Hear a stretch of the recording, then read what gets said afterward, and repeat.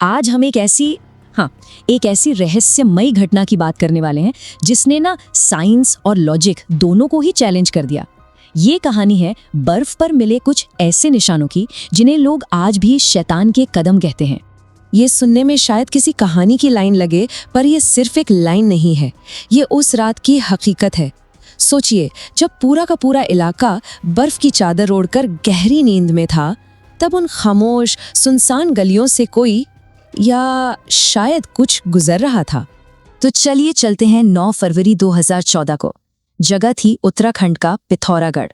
वहां की एक एकदम शांत बर्फीली सुबह, लेकिन ये सुबह एक ऐसे खौफनाक राज को सामने लाने वाली थी जो आज तक एक पहेली बना हुआ है। सुबह सुबह सब कुछ एकदम नॉर्मल था, पर तभी हेड कांस्टेबल मोहन रावत के दरवाजे पर जोर जोर से कोई दस्तक देता है। दरवाजा खोला तो देखा एक नौजवान लड़का खड़ा है और उसकी आंखों में ना एक अजीब सी दहशत थी। उसकी माँ ने उसे भेजा था ये कहने के लिए कि गांव में कुछ तो बहुत गलत हुआ है। अब मोहन रावत फटाफट गांव के चौक पर पहुंचे और वहां का जो नजारा था ना, वो सच में हैरान करने वाला था। लोग चुपचाप खड़े थे, लेकिन सबके हाथों में लाठियां थीं, लोहे की रॉड्स थीं। ऐसा लग रहा था जैसे वो सब किसी अनदेखे दुश्मन का सामना करने के लिए पूरी तरह तैयार हैं। हवा में एक अजीब सा डर फैला हुआ था। मोहन रावत भीड़ के बीच से आगे बढ़े और तभी उनकी नजर बर्फ पर पड़े कुछ निशानों पर गई। अच्छा, पहली बार देखने में तो ऐसा लगा कि शायद किसी जानवर के खुरों के निशान होंगे, सिंपल। पर जैसे ही उन्होंने उन निशानों का पीछा करना शुरू किया, एक बहुत ही अजीब बात सामने आने लगी।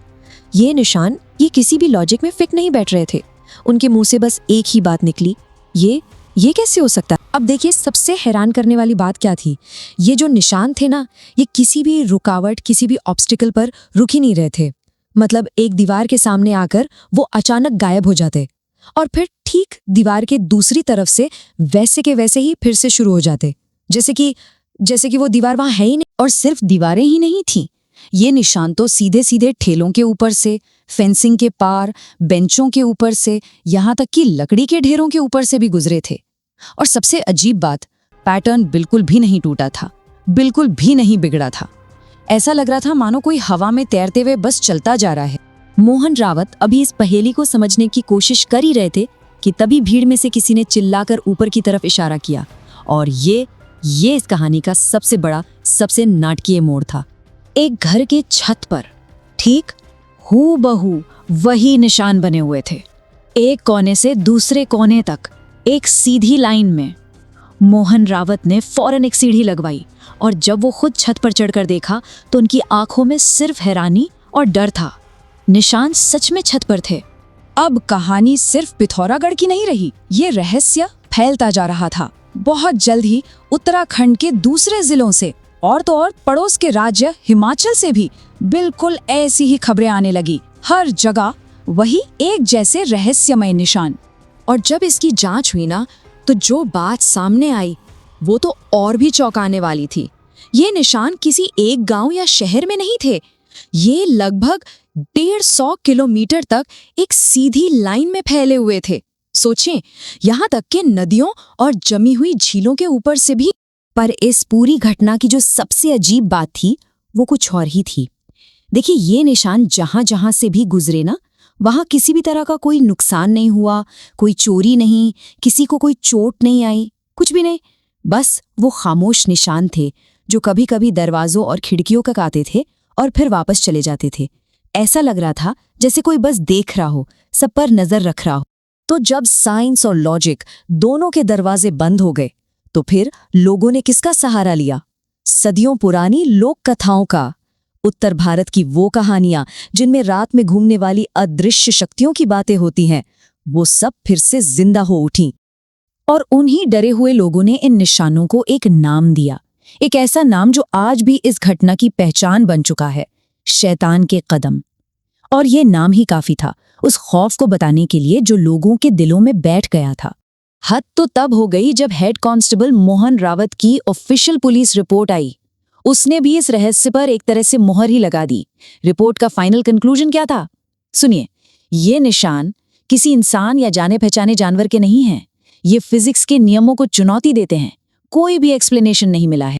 खैर, समय बीता, बर्फ पिघल गई, वो निशान भी मिट गए, लेकिन जो सवाल थे वो वहीं के वहीं रह गए।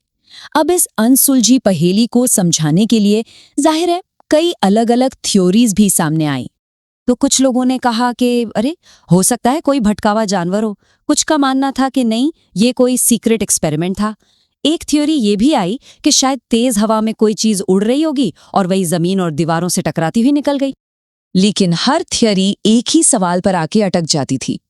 चलिए मान लिया कोई जानवर था या कोई जमीनी चीज थी, तो फिर वो निशान छतों पर कैसे पहुंचे, और वो भी बिना चढ़ने या उतरने के किसी भी सबूत के। और फिर दूसरा बड़ा सवाल, भला कोई भी चीज या कोई भी जीव एक ही रात में बिना रुके 150 किलोमीटर्स का सफर कैसे कर सकता है, और वो भी ऐसे बर्फीले पहाड़ी रास्तों पर एकदम सीधी लाइन में? ये तो इम्पॉसिबल लगता है।